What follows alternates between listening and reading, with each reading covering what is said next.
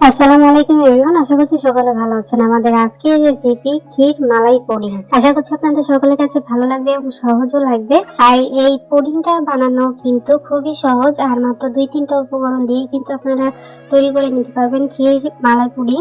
আশা করছি আপনাদের সকলের কাছে সহজ লাগবে এবং ভালো লাগবে। তো কথা না বাড়িয়ে চলুন দেখে আসি আমি ক্ষীর মালাই পুডিং কিভাবে তৈরি করছি। ক্ষীর মালাই পুডিং তৈরি করার জন্য আমি একটা কড়াই প্রথমে গরম করে নিয়েছি, তার মধ্যে দিয়ে দিচ্ছি হলো 1/2 কাপ চিনি।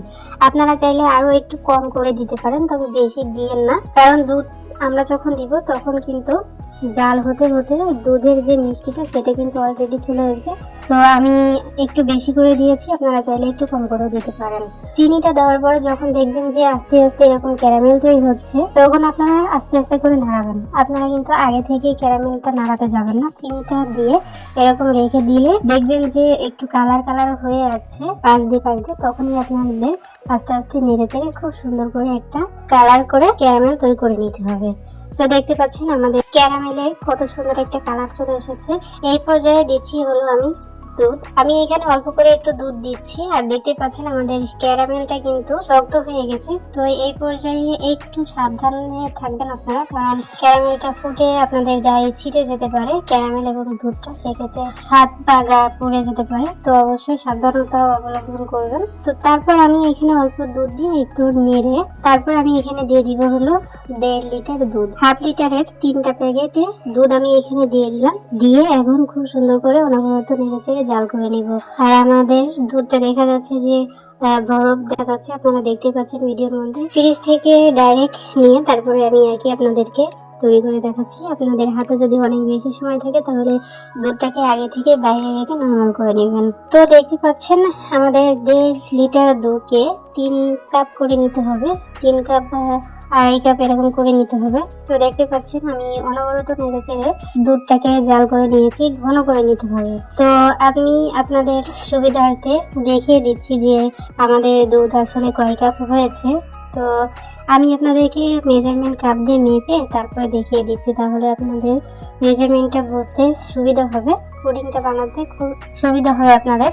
এই জন্য আমি মেজারমেন্ট কাপ দিয়ে মেপে দেখিয়ে দিলাম। দেখতে পাচ্ছেন আমাদের দুধ হয়েছে 3.5 কাপ। তো 3.5 কাপ আমি রাখবো না, এখান থেকে আমি জাল করে 3 কাপ করে নিব। তো দেখতে পাচ্ছেন আমি জাল করে আবারও খুব সুন্দর করে জাল করে নেড়ে চেড়ে তারপর দুধটাকে একদম মালাই তৈরি করে নিয়েছি। আর কতটা ঘন হয়েছে আপনারা কিন্তু ইতিমধ্যে দেখেই বুঝতে পারছেন।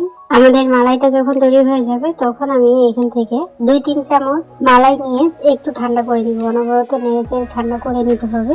অনবরত যখন নেড়ে চেড়ে ঠান্ডা হয়ে যাবে আমাদের দুধটা, মানে অল্প যে দুধটা নিয়েছিলাম ওটা, তার মধ্যে আমি দিয়ে দিব হলো 2 চামচ আর আগার পাউডার। আমি যে পরে আপনাদেরকে দেখিয়েছিলাম মেজারমেন্ট কাপ দিয়ে মেপে দেখিয়েছিলাম 3.5 কাপ হয়েছিল, পরে আমি আবার জাল দিয়ে তারপর আমার 2.5 কাপ দুধ হয়েছিল। 3 কাপ হলে আর একটু ভালো হতো, যাই হোক। তো আমার দুধটা হয়েছিল হলো 2.5 কাপ। তো দেখতে পাচ্ছেন আমি আগার পাউডার দিয়ে খুব সুন্দর করে নেড়ে চেড়ে আবারও দুধের মধ্যে বলক তুলে নিতে হবে। দুধে যখন তো একটা বলক চলে আসবে বা একটু গরম হয়ে গেলেই হবে, যেহেতু আগার পাউডার দিয়েছি। দেওয়ার পর খুব সুন্দর করে নেড়ে চেড়ে নিতে হবে যাতে তলায় লেগে না যায়, সেদিকে লক্ষ্য রেখে তারপর আপনাদের এই কাজটা করে নিতে হবে। তো দেখতে পাচ্ছেন আমাদের দুধটা কিন্তু অলরেডি হয়ে গেছে, মালাই তৈরি হয়ে গেছে অলরেডি।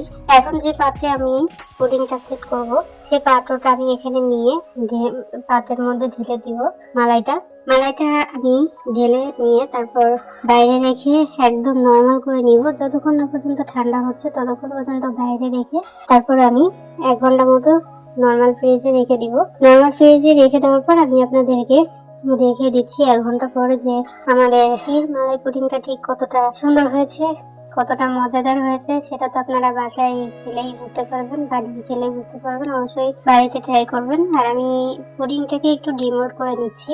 দেখতে পাচ্ছেন কেক যেরকম ডিমোল্ড করে সেভাবে আমি ডিমোল্ড করে নিলাম।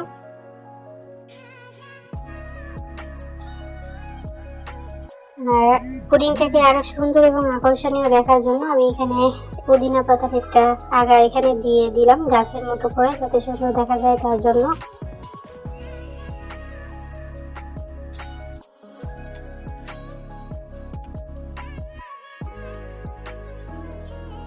আর আর এরই মধ্যে আমি আপনাদেরকে পুডিংটা কেটেও শেয়ার করে দেখাচ্ছি যে আমাদের ক্ষীর মালাই পুডিং কতটা সুন্দর হয়েছে, কতটা পারফেক্ট হয়েছে।